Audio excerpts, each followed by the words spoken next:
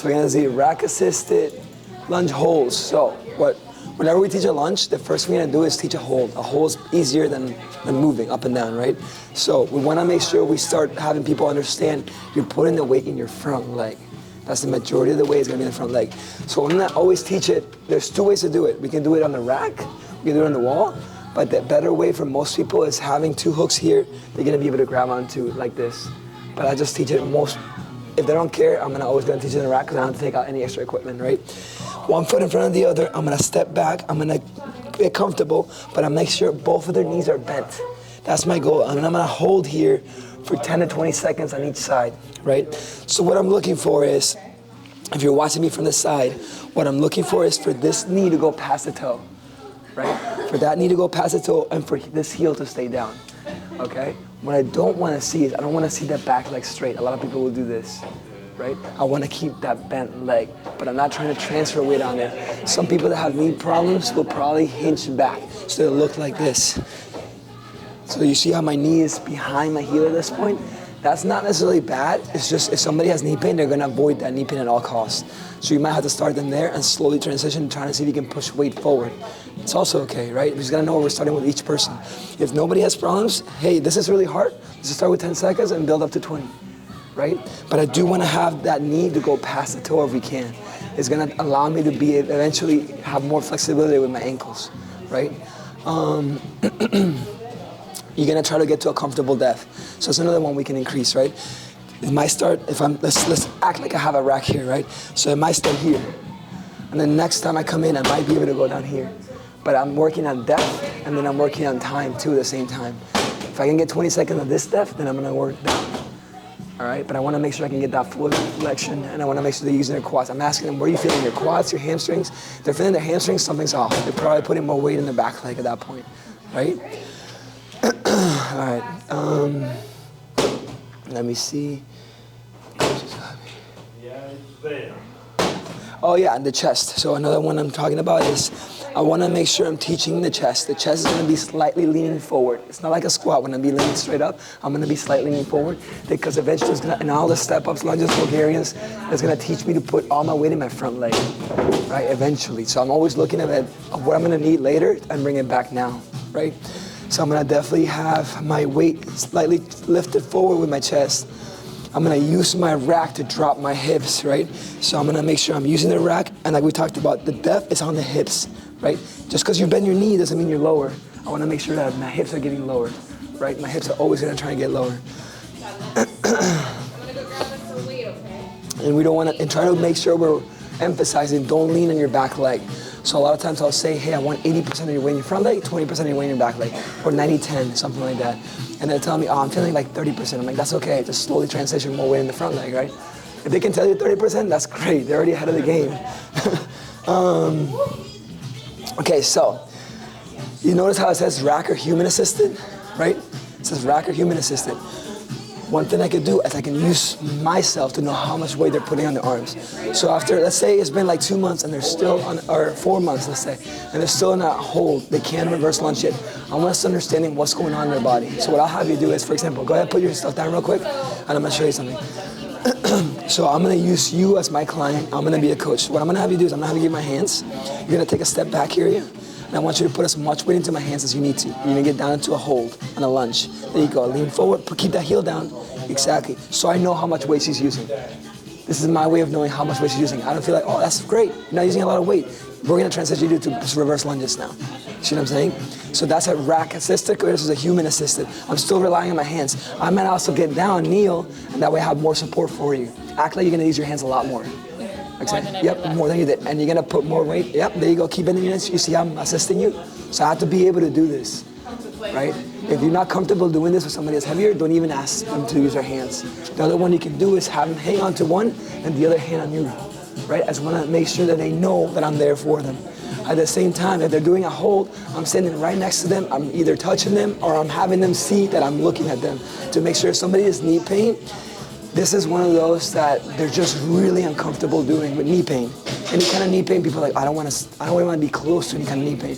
And this will probably be sore tomorrow. So it's like, how do I get somebody that's not ever comfortable with any kind of exercise to start getting comfortable with feeling some kind of pain pain, and that could be just soreness. So we need to start differentiating that, right? The second one we're gonna do is, we're gonna do rack human assisted reverse lunges. So from here, we're gonna still keep our arms on the rack, but this time we're gonna stand up straight, we're gonna take a step back, and we're gonna lean forward, come back up and down to a comfortable height, right? It doesn't have to be that low. It could just be this for now. But this is after we've gone a little bit further depth and we've done holds for a while, that we can start doing a reverse lunge with assistance, right? I'm still working on putting all my weight in the front leg. This is when people start messing up, and they used to do this, and we got them away from this habit to this. Well, when they start doing the reverse lunge, they start trying to straighten out their leg in the back again.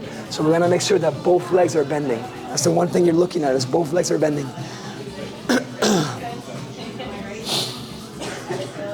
The chest is still leaning forward, right? Because eventually I'm gonna have to let go of those hands, and that's what's counterbalancing me, is my chest. If I'm not leaning my chest forward, I'm not gonna be able to do this without the rack. I'm still looking at the hips, making sure that I'm dropping the hips to low. And I'm also asking, they used to have pain in their back. Hey, are you feeling any pain in your lower back when you're starting to get back down and up? Because we are gonna go through their back to be able to get low and up, right? Yeah, we're driving up through the front leg. And then the way I like to think about it, I always like to make sure we're going down and we're meeting up the other leg at the top, right? So we're coming behind, step up again, done. Behind, step up again, done. If you want, you can keep that leg behind if they just have a really hard time with that. But I find that every time they step forward, they decompress their legs. So there's no weight on their back leg. Otherwise, it's gonna be really hard to keep that weight behind for 10 reps, right? It's just something's always on. At least we can turn it off if we're coming to the front, right?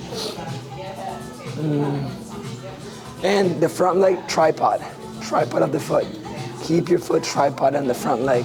Don't stay on your heel, don't stay on your toes. That front leg, so if this is my front leg, I'm always thinking tripod, right? Tripod, there should be an arch in my foot if I'm seeing it barefoot. What I don't wanna do is, I don't wanna go down, letting my foot lean in, right? I don't wanna go down, letting my heel come up. I don't wanna down, letting my toes come up, because that usually means that I'm putting weight behind me. I wanna put my weight down on my toes, my heels, and there's a slight arch in my foot, right? So tripod of the foot the whole time. All right, so then we got unassisted to a high pad. So let me get a pad, 1 second.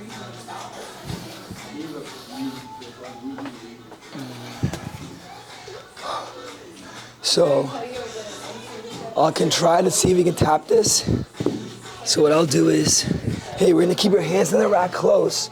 We're not gonna touch it if we don't need to, but I'm gonna have you try to come back and see if you can get all the way down there. Obviously, this is only if they got in that low already assisted.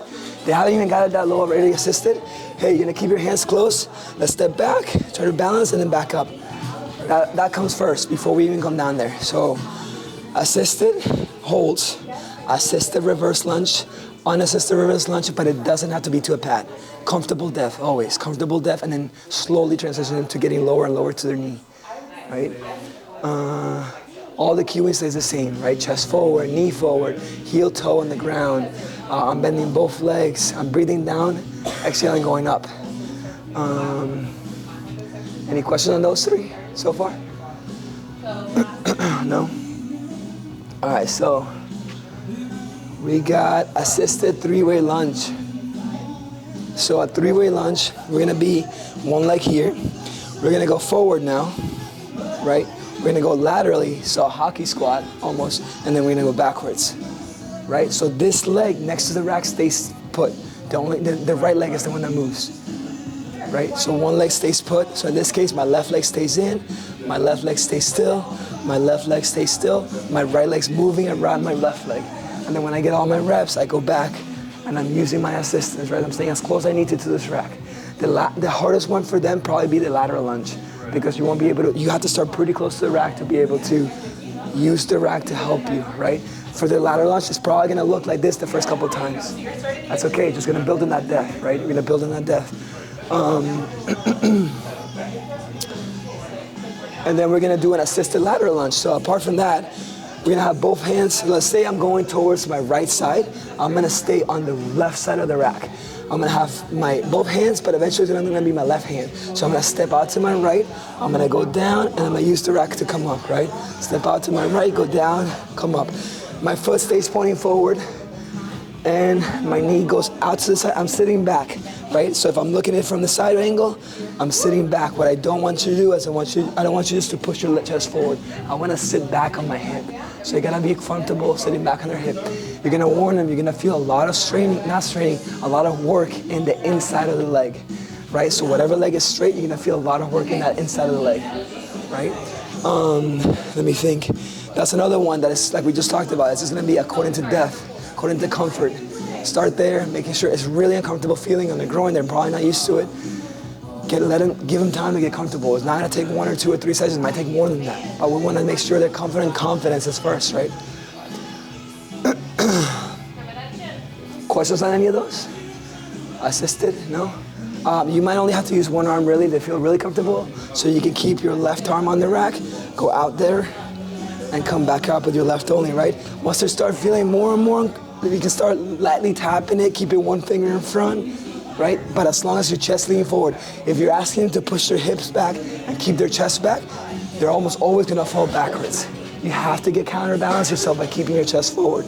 Your hips come down as well. Your hips can only come down as far as your chest will let you, right? All right, so then we go unassisted reverse lunges. So like I said, between lines 3 and 4, it just depends on depth, right?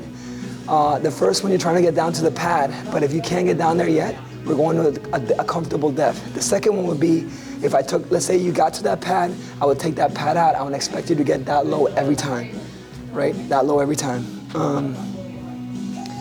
All right, so then that's basically our big lunges. So now we're going to our baby lunges. Our baby lunges are a little bit different.